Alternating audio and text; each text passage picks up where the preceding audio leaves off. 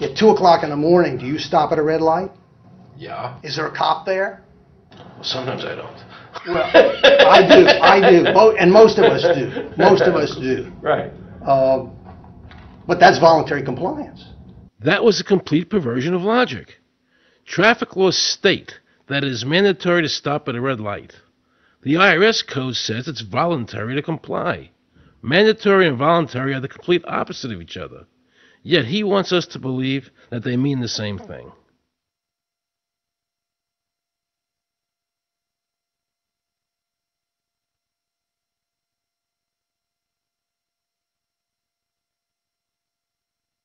So can the government criminally prosecute somebody of information put on their 1040? Yes. Right, so doesn't that violate the Fifth Amendment? No. But the Fifth Amendment says I don't have to do anything that incriminates myself. Well, it doesn't incriminate you to put your income down. But you said before I could be put in jail for it. The commissioner wants us to believe that although the IRS demands that you fill out the 1040 and you can go to jail for it, that they are not violating your Fifth Amendment rights of self-incrimination. That is absurd. Isn't it true that the word income is not defined anywhere in the Internal Revenue Code?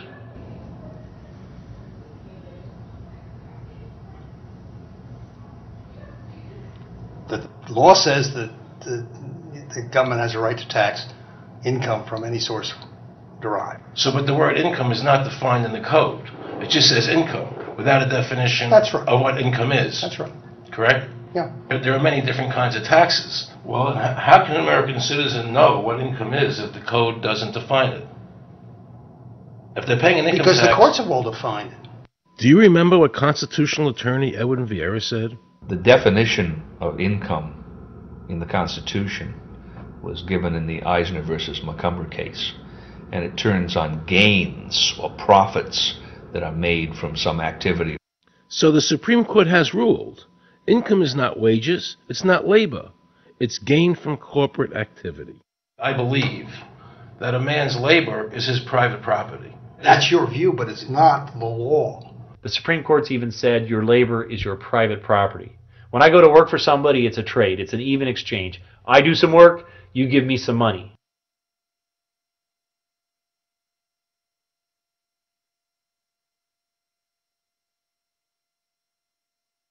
In 1916, we had the Bruchaber case and the Stanton case. And the Bruchaber case and the Stanton case said that the 16th Amendment gave the government no new taxing power. I'm not going to argue the niceties of that with you. And it came up again in a case called Peck versus Lowe, where the Supreme Court said the 16th Amendment did not extend Congress's taxing power to any new or accepted subjects. In other words, if you weren't taxable before the 16th, you weren't taxable after the 16th. Today I interviewed a juror, okay, who sat on a case, and they found the person not guilty for lack of filing, okay? And I asked her why they found him not guilty. And she said because the IRS couldn't show us the law that made him liable to file a 1040. All they need to do, if there is a law, is to show us the law, which, of course, they never did. And the reason they didn't do it was why? Because there is no law. Title 26 requires you to file a return. But doesn't Title 26 have to be in compliance with the Supreme Court decisions? You're going to take a 1920 case and superimpose it on the whole Internal Revenue Code that was written after it? No, that's not. I can't believe what I just heard. Rewind. You're going to take a 1920 case and superimpose it on the whole Internal Revenue Code that was written after it? No, that's not. Remember he said earlier the Internal Revenue Code was authorized by the 16th Amendment? The Internal Revenue Code is authorized by the 16th Amendment. Remember, the Supreme Court said the 16th Amendment did not give the government any new taxing power. These decisions have never been overturned. Let's listen further. Can the lower courts overrule the Supreme Court? No. How are they putting people in jail today for not paying a tax on their labor when the Supreme Court said they don't have to? Doesn't the IRS code have to be in compliance with the Supreme Court? That's my big question. This is a waste of time.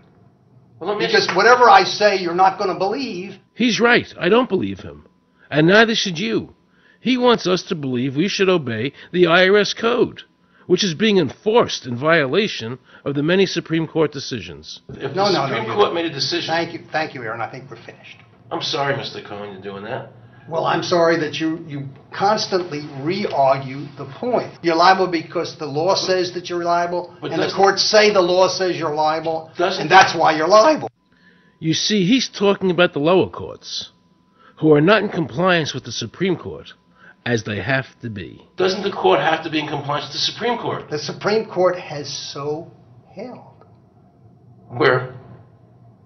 You caught me unprepared. I'll come back to Well, that. I don't want to do that. But let me ask you a hypothetical question. No.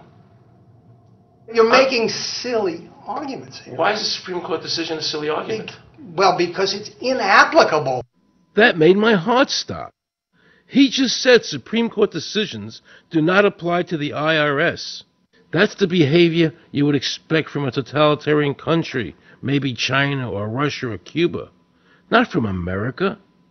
They're just making up the law as they go along. Now I knew the tax honesty movement was right. The IRS thrives on intimidation and fear, not by law. It's no different than a criminal protection racket, using force to extract your money from you. Then the former IRS commissioner, now working at a prestigious Washington law firm, threatens me. Watch. Aaron, you understand Yiddish. Cornish helfen. For those of you who don't understand Yiddish, that means nothing will help you. Now it all became clear. I understood why the IRS wouldn't go on camera and talk about where the law was. I understood why all the senators I called refused to be interviewed. There is no law. And now you know what our political leaders and the courts have known for decades and have tried to cover up. The United States Constitution strictly forbids a direct, unapportioned tax on the wages and salaries of American citizens. The United States Supreme Court has consistently ruled that the income tax is a tax on profits and gains, not on labor and wages. On behalf of the American people, I challenge the IRS to show me a statute that allows a direct, unapportioned tax on the wages and labor of the American people. And if I'm wrong, I will give my most humble apologies to the IRS. If the IRS is wrong, and there is no law, then every person who's been jailed should be let out of jail immediately, and any assets seized should be returned to their rightful owners. If this is a nation of laws and a free country, then the IRS should show the law to the American people. I felt an overwhelming need to understand why juries were finding innocent people guilty of not filing a tax return when there was no law requiring them to do so. So I went to talk to Marcy Brooks, a juror who used her common sense and did not allow the judge to railroad the jury into a guilty verdict.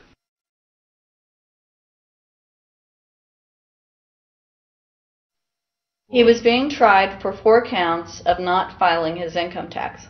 Okay. And our question was, well, what is to decide? Either he did or he didn't. It never occurred to us that he might actually be innocent while at the same time not filing. In the federal government, it is not a felony not to file taxes. Finally, they said, okay, if we're going to get this guy, we're going to have to put it in the state. They called up the IRS agent, Agent Craner. Craner? Yeah. Robert Craner? This is Ken Doherty. He's also an investigator with the Illinois Department of Revenue. This is a request for a copy of the delegation and authority order. Right. And I talked to my boss about that, and he said that my badge is that. Badge is the authority. I thought it had to be in writing. The last question that the defense asked him was, did you write any of this down? And Agent Craner looked right at him and right at us, and he said, I never wrote anything down. And yet when we saw the video, there he was, writing notes, you know. And so I'm thinking, okay, at this point, the judge is supposed to say, Agent Craner, it is clear that you have committed perjury. It wasn't even noticed. It finally came to the climax. Mr. Harrell looked right at the prosecutor and he said, I will tell you the same thing I have told over and over again to government officials. You show me the law that requires me to file a tax return, and I'll be glad to do it. And again, I ask, under what is the requirement that you claim and are required to do these things? And the requirement under the regulations is what section? My question to you is, what particular act are we discussing here that I am liable to do these things that you claim I'm liable to do? Your exact question would be again? Okay, what is the section that what? But I guess I'm still not understanding your question, Mr. Harrell.